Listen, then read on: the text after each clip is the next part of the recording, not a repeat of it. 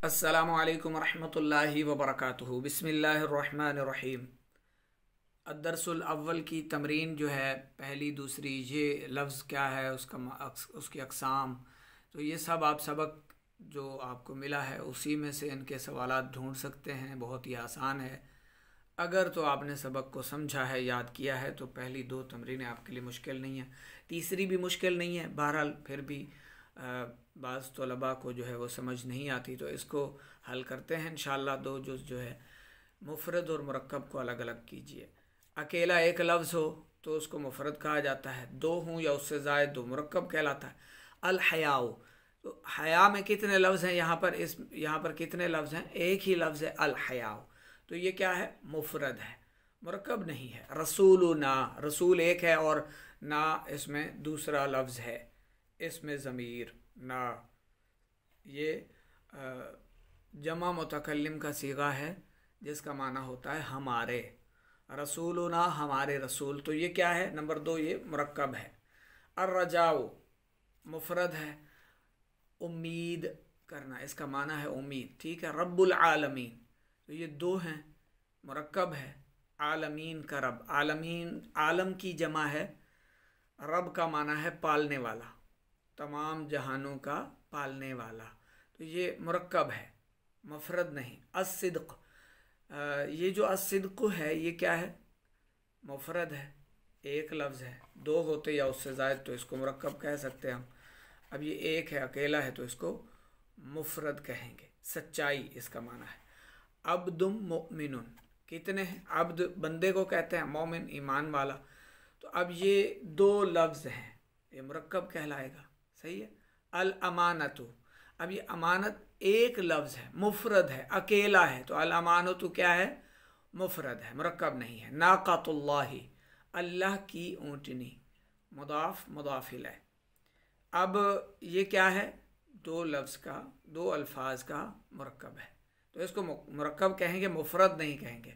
अस्सौमु जुन्नतुन, जुन्नतुन कहते हैं ढाल को, जुन्नतुन ढाल, रोज़ा ढाल है, तो ये क्या है? मुरक्कब है, मुफरद नहीं है। अस्सलातु नूरुल मुमिन, नमाज मोमिन का नूर है, तो ये क्या है? मुरक्कब है, मुफरद नहीं है।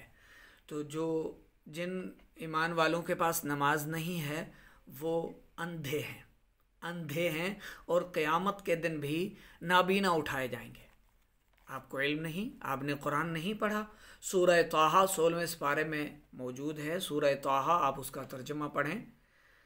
वमन अअरद अन ज़िक्री फ़इन्न लहू मईशतन दंका, तो उसमें वनहशुरहु यौमल क़ियामति अअमा वाली आयत मौजूद है कि क़यामत के दिन भी हम उसको अंधा उठाएंगे। तो जिसने अल्लाह के ज़िक्र से मुँह मोड़ा, उसके लिए एक तो मईशत तंग है, ज़िंदगानी तंग है, वो सारी ज़िंदगी तंग ही है जो नमाज के करीब नहीं जाता, मईशत भी उसकी तंग रहेगी। फिर क़यामत के दिन भी वनहशुरहु, अल्लाह फरमाता है हम उसका हशर यौमल क़ियामति अअमा, क़यामत के दिन ऐसा करेंगे कि वो अंधा आएगा, अंधा उठेगा, नाबीना होगा, उसके पास नूर नहीं होगा, नज़र का नूर भी नहीं होगा। तो इल्म व अक़ल का, फ़हम व फ़िरासत का भी नूर उसके पास नहीं है, जो जिसके पास नमाज नहीं है। तो नमाज की पाबंदी कीजिए, नमाज आप पर फ़र्ज़ है, हर मुसलमान पर नमाज फ़र्ज़ है। तो जो नमाज पढ़ते हैं, नमाज उनके लिए नूर है, सही है, दुनिया व आखिरत में, क़ब्र व आखिरत में भी और दुनिया में भी उसके लिए नमाज नूर है। इन्नल्लाह अला कुल्ली शैइन क़दीर, बेशक अल्लाह हर चीज़ पर क़ादिर है। नंबर 12, ये क्या है? मुरक्कब है, सही है। तो ये क्या है? मुरक्कब है, मुफरद नहीं है। मुफरद अकेले बामाना लफ्ज़ को कहते हैं। अब नीचे बाजुज़िया में देखें, मुरक्कब नाक़िस और मुरक्कब ताम अलग अलग कीजिए। अब यहाँ पर क्या करना है? यहाँ पर मुरक्कब नाक़िस को अलग करना है और मुरक्कब ताम को अलग करना है। मुरक्कब ताम क्या होता है? जिसमें बात कंप्लीट हो, जिसमें बात हमें मालूम हो जाए, कोई इल्म हो जाए, कोई ख़बर हमें मिले, सही है। तो बात अनकम्प्लीट हो, बेफ़ायदा हो, गैर मुफीद हो, तो वो मुरक्कब नाक़िस कहलाता है। तो आइए इसमें देखते हैं इनमें कौन कौन सा जो है, कौन सा जुमला जो है मरक्कब नाक़िस है, कौन सा मरक्कब ताम है। अद्दुआउ मुखुल इबादती, दुआ इबादत का मग़ज़ है।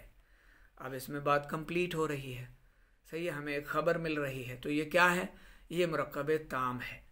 तो दुआ जो है इबादत का मग़ज़ है। आप देखें इंसान का पूरा वजूद दिमाग के बगैर काम नहीं करता। जिसका दिमाग नहीं है उसे अब नॉर्मल कहते हैं, नॉर्मल नहीं होता वो बंदा।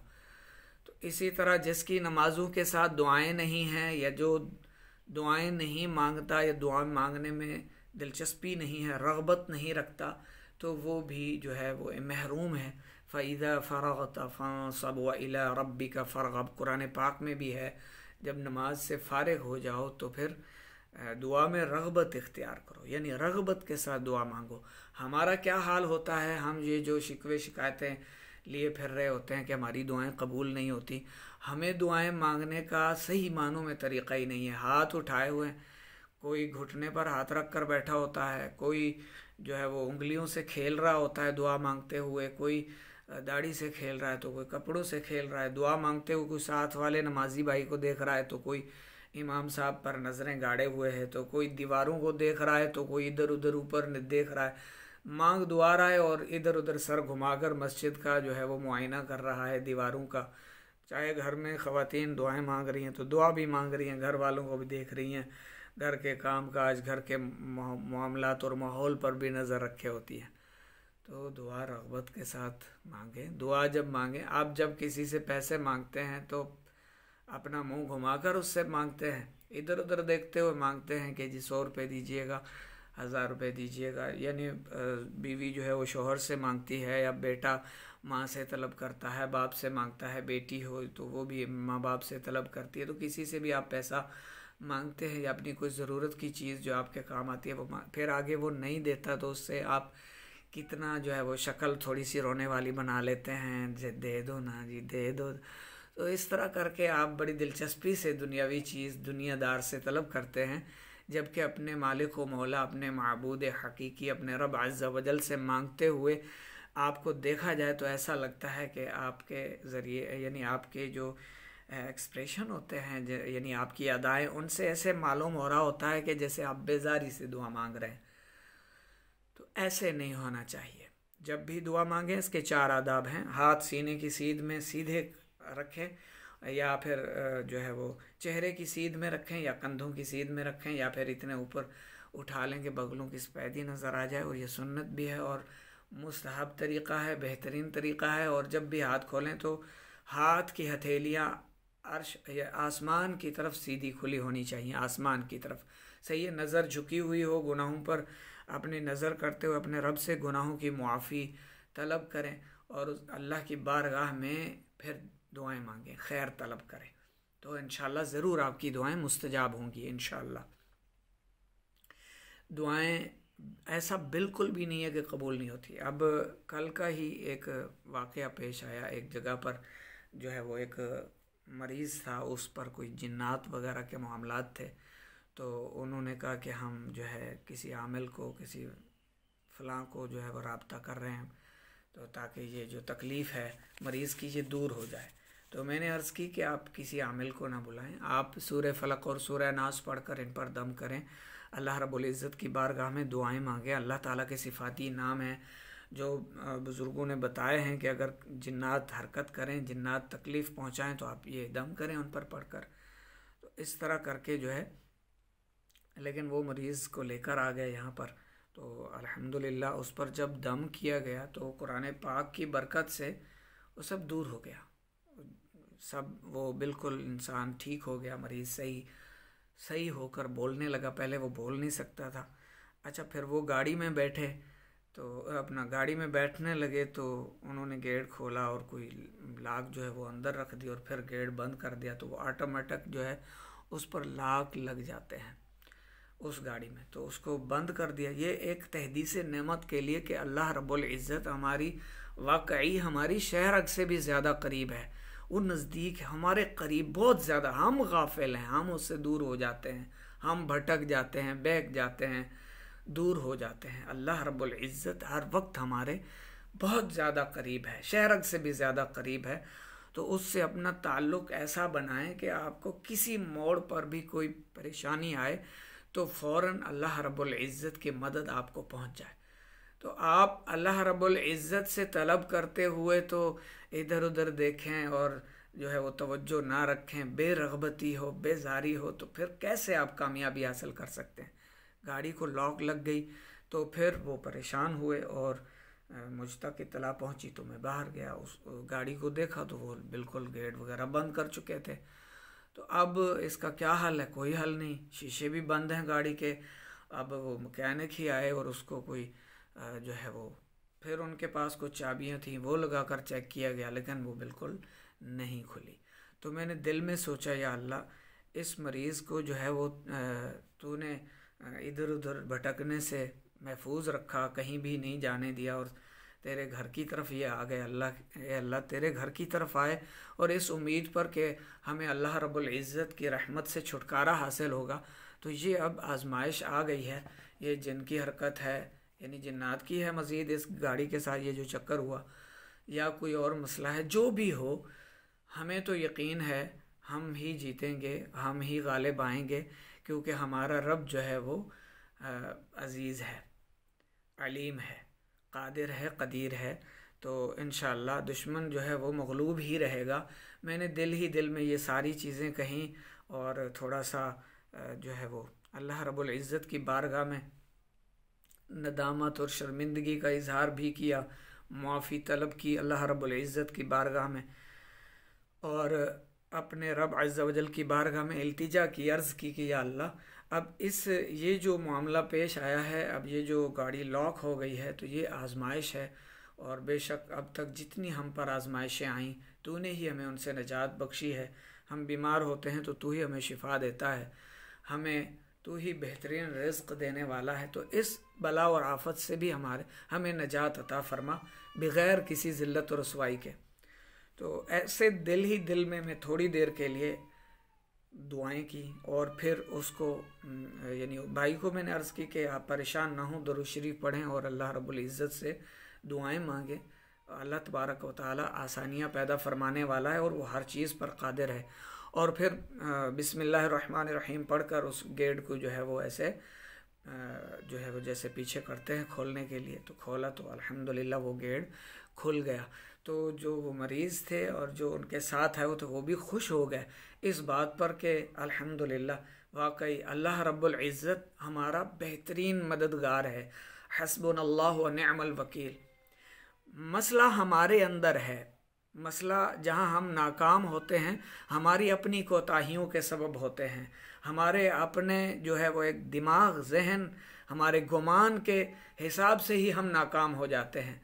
एक 2 रुपए की टैबलेट पर हमारा इतना यकीन होता है, सर दर्द से फटा जा रहा है तो बच्चे को भगाते हैं मेडिकल स्टोर से, फलां दवाई लेकर आ जाओ, उस पर यकीन होता है। मर रहे होते हैं कि एक स्टोर से ना मिले दूसरी पर चले जाना, बेटा लाजिम लेकर आना, दौड़ कर जाओ, भाग कर जाओ। वहीं अगर इल्म है कि तवील सजदा करने से भी हर तरह का सर दर्द दूर हो जाता है, तो इस पर यकीन नहीं आएगा, सजदा करने के लिए नहीं उठेंगे।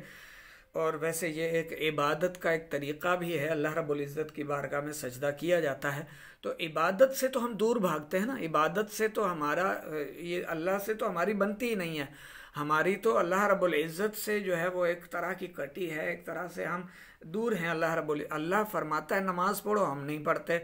अल्लाह फरमाता है झूठ ना बोलो, हम बोलते हैं। अल्लाह फरमाता है चुगली ना करो, हम खाते हैं। अल्लाह फरमाता है गीबत ना करो, हम गीबतें करते हैं।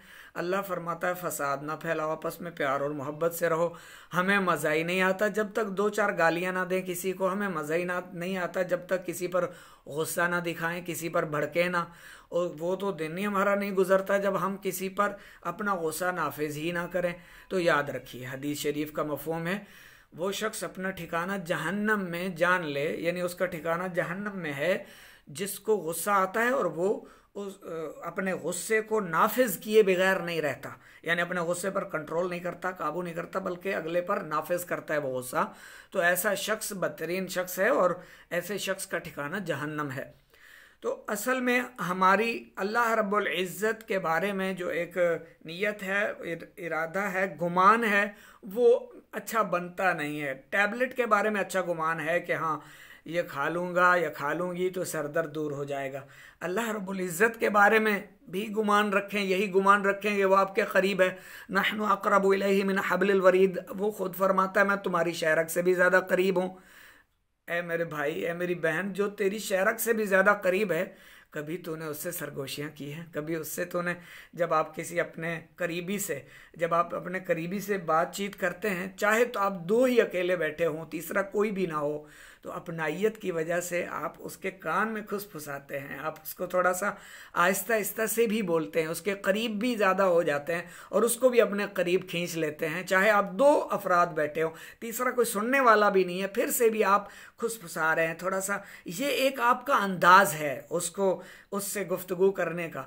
तो अल्लाह रब्बुल इज़्ज़त जो आपकी शेरक से भी ज़्यादा करीब है, कभी उससे भी आपने बातचीत की है?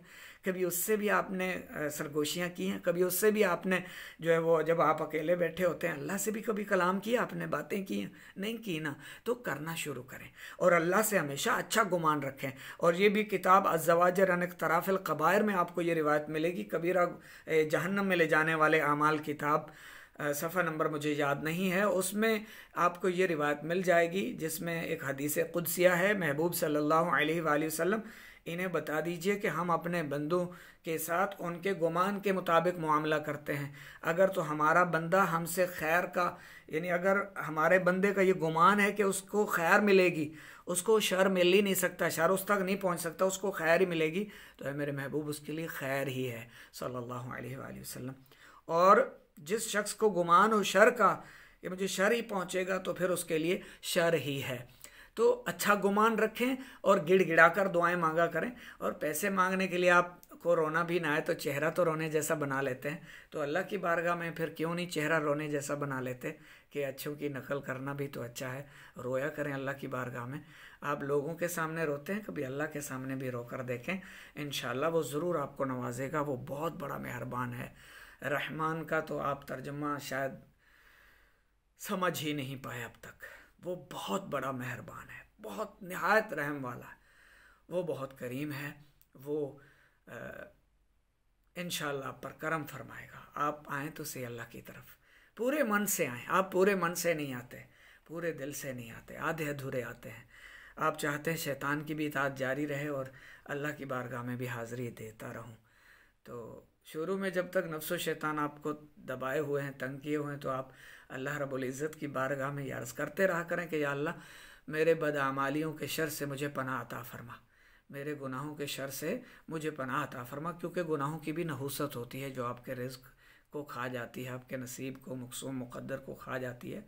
तो अपने रब से पनाह मांगते रहा करें, तो ये फिर गुनाहों की नहूसत आपके जो है वो मक़सूम को नहीं खा सकेगी। तो अल्लाह से सुलह कीजिए, अल्लाह की बारगाह में मांगते रहिए, दिन रात मांगते रहिए। मांगना भी अल्लाह ही से तो है, और कौन है जो आपकी दुआएं कबूल करे और आपकी जो है वो फरियाद रसी करे, मदद फरमाए।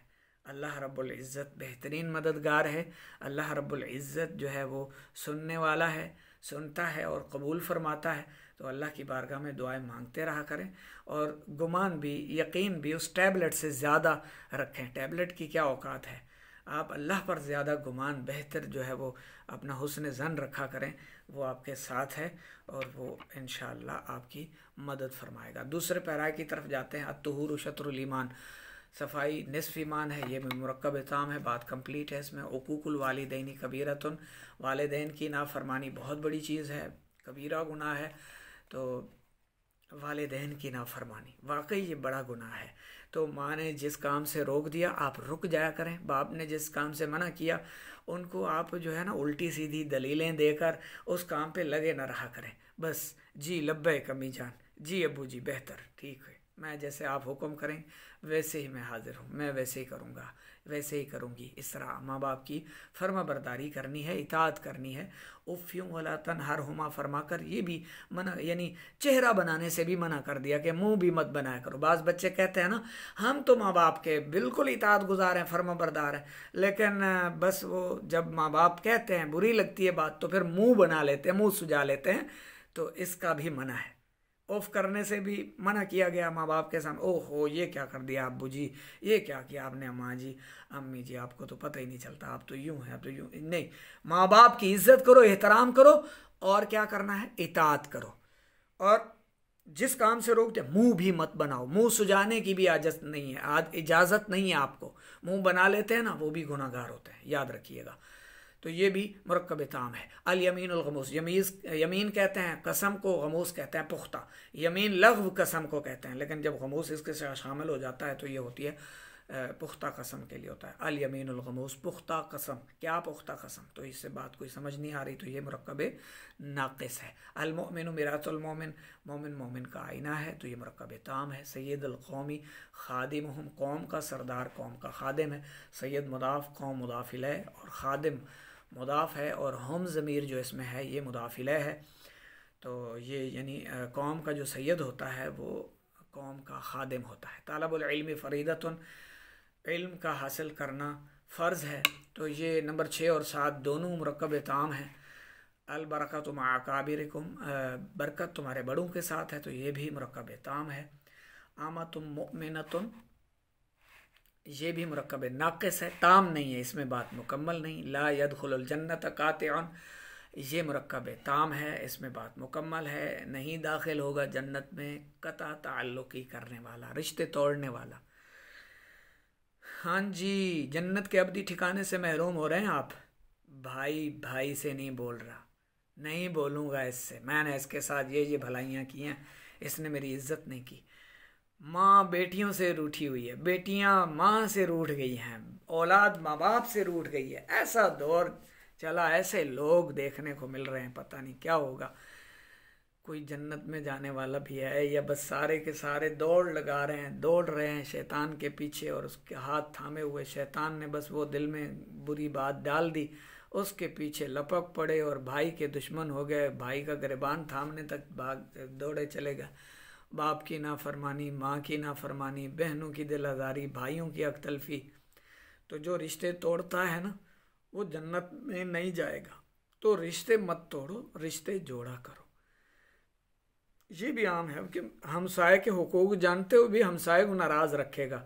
अरे भाई, सुबह शाम मत्थे लगना तुसी, सुबह शाम एक दूजे के सामने आना तुसी, क्यों नाराज़ होंदे हो, सुलह कर लो। तो नहीं करेंगे सुलह, बड़ी नाक वाले हैं ना जी, नहीं करेंगे सुलह। अरे अल्लाह के बंदो, जो सुलह की तरफ हाथ बढ़ाता है अल्लाह इसी को गलबा अता फरमाता है। जो सुलह के लिए पहल करता है अल्लाह के नज़दीक यही अल्लाह का ज़्यादा करीब और महबूब होता है, और इसकी दुआएं मुस्तजाब होती हैं। सबसे ज़्यादा झगड़ा ज़मीन और जायदाद की वजह से होता है ना, भाइयों से, बहनों से, हमसायों से। ज़मीन का झगड़ा, पैसों का लेन देन, माल असबाब वगैरह, यही चीज़ें होती हैं। ये मरकर छोड़ जाना है यहीं दुनिया में। कितने बड़े बड़े अमीरों कबीर, लाखों करोड़ों अरबों खरबों पति आपके सामने मरे, दुनिया से रुखसत हुए, तो उनकी कब्रें क्या आपने नहीं देखी? कितने दिरहम और दीनार, कितने वो पैसे कब्रों में साथ लेकर चले गए। अल्लाह हर फौतशुदा मुसलमान की मग़फ़िरत फ़रमाए और उनके दर्जात बुलंद फ़रमाए, उन्हें जन्नतुल बक़ी में आला मकाम नसीब फ़रमाए। तो हमें सोचना चाहिए भाई, मरने के बाद ये प्लॉट यहीं रहेगा, आप कब्र में इसका हिसाब दे रहे होंगे। आज भाई बहन का हक़ खा जाते हैं, बहन को हक़ नहीं देते, भाई को हक़ नहीं देते हैं, बेटियों को हुकूक नहीं देते, सारी जायदाद भी बेटे ले जाएंगे, बस उन्हीं के नाम कर देते हैं। बेटी तो पराए घर जाने वाली है, वो है तो आपका जिगर का टुकड़ा ना, है तो आपके ही जिस्म का हिस्सा, तो उसका हक़ नहीं है। शरीयत ने उसका हक़ रखा है। आप खाने वाले कौन होते हैं? फिर अच्छा, आपने खाया, आपने अपनी औलाद के लिए छोड़ दिया, बेटों के लिए, और बेटी को कुछ भी नहीं दिया, तो कब्र में तो आप अजाब भुगतेंगे। अयाशी इस पर आपके औलाद बेटे करेंगे।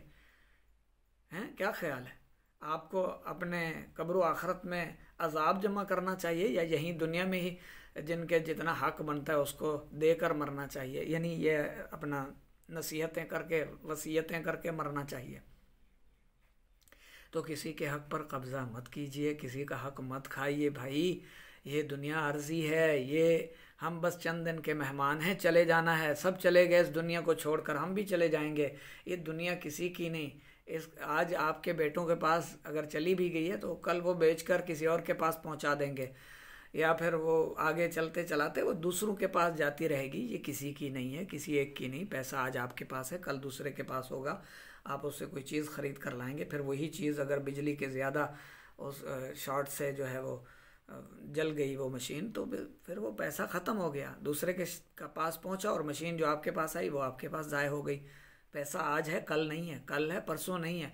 तो पैसे के बलबूते पर किसी की दिलादारी मत करें, किसी पर हंसी ना उड़ाएं, किसी के दिल ना दुखाएं, और रिश्ते मत तोड़ें, रिश्ते जोड़ा करें, प्यार दिया करें। सबसे अजीम और महबूब काम है अल्लाह की मखलूक की खैर ख्वाही।